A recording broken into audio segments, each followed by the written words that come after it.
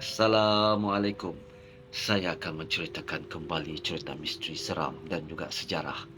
Terima kasih pada yang sudah subscribe dan juga yang hadir. Jika ada kekurangan, saya minta maaf. Kita mulakan dengan solawat. Allahumma salli ala Sayyidina Muhammad wa ala ali Sayyidina Muhammad kama sallaita ala Sayyidina Ibrahim wa ala ali Sayyidina Ibrahim wa barik ala Sayyidina Muhammad wa ala ali Sayyidina Muhammad kama barakta ala Sayyidina Ibrahim wa ala ali Sayyidina Ibrahim fil alamin innaka Hamidun Majid. Senapang tidak berfungsi. Ini kisah tentera Jepun yang hilang akal berdepan cucu Tok Pulai Condong. Cerita bermula.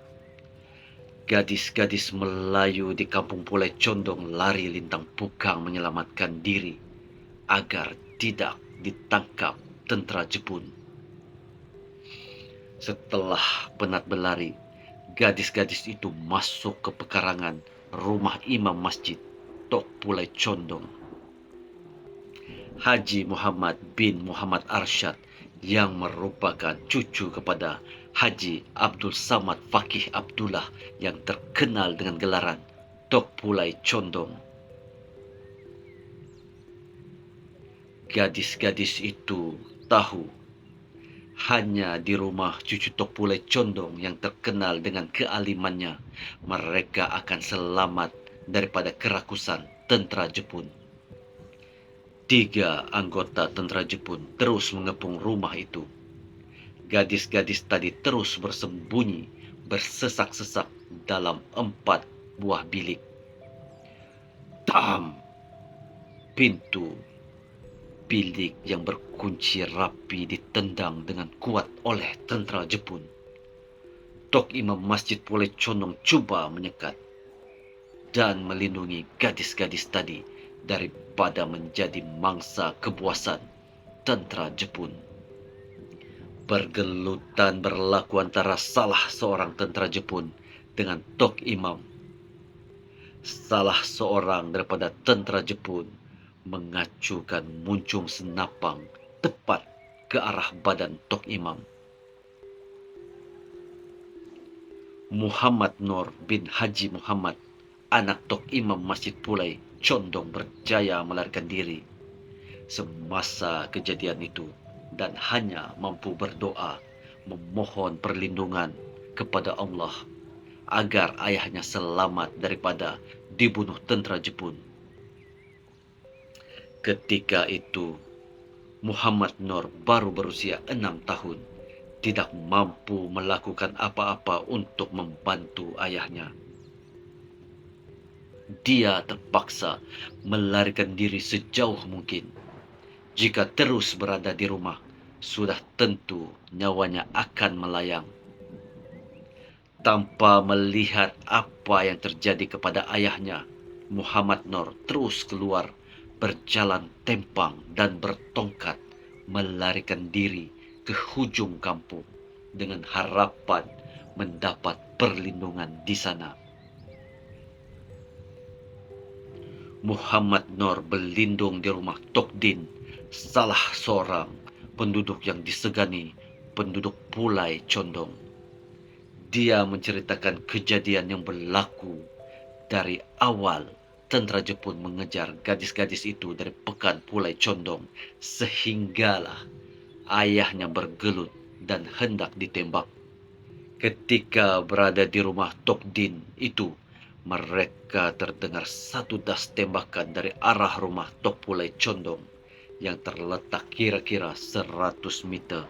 Dentumannya meraung di udara. Muhammad Nur dan Tok Din terkejut, tetapi tidak mampu berbuat apa-apa untuk membantu ayahnya dan 15 gadis yang bersembunyi tadi kerana tentera Jepun lengkap bersenjata. Adakah Tok Imam Masjid Pulai Condong itu sudah terbunuh? Malah Tok Din sendiri yakin Tok Imam itu sudah pasti dibunuh tentera Jepun. Muhammad Nur bermalam di rumah Tok Din. Hanya menjelang subuh, barulah Muhammad Nur pulang ke rumah.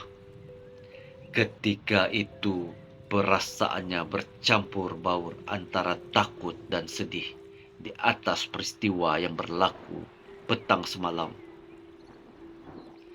Dia sedih kerana ayahnya ditembak tentera Jepun.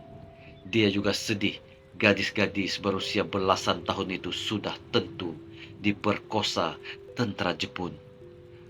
Namun setibanya Muhammad Nur di pekarangan rumah, dia terkejut besar apabila melihat ayahnya sedang khusyuk membaca Al-Quran. Tubuh ayahnya sehat walafiat, tidak menunjukkan sebarang kecederaan. Malah Muhammad Nur hairan, semua gadis yang bersembunyi di dalam bilik rumah itu juga terselamat daripada kebuasan tentera Jepun. Muhammad Nur tertanya-tanya apa sebenarnya yang telah terjadi. Bukankah semalam ayahnya ditembak oleh tentera Jepun? Ayahnya hanya tersenyum apabila melihat Muhammad Nur masih lagi tidak percaya melihat dia masih sehat dan boleh membaca Al-Quran seperti tidak apa-apa yang berlaku.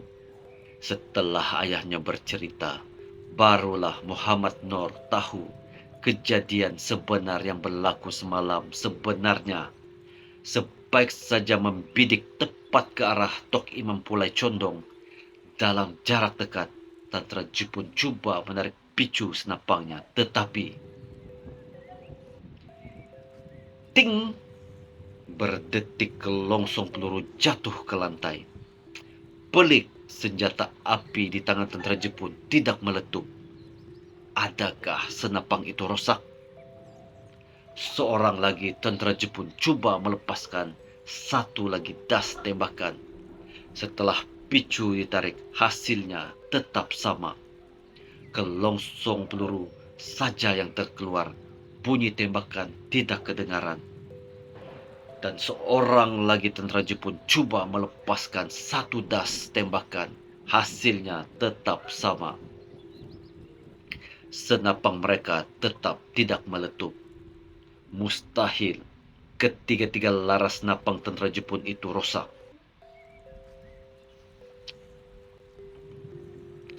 Tentera Jepun tadi yang merasa amat marah memandang bengis ke arah Tok Imam Pulai Condong yang tidak tercedera langsung. Mereka pelik. Sudah 3 kali tembakan cuba dilepaskan, tetapi kenapa tidak meletup? Kejadian aneh itu membingungkan tentera Jepun. Kerana terlalu marah, tidak dapat membunuh Tok Imam Pulai Condong, tentera Jepun melepaskan geram ke arah jam yang tergantung di dinding.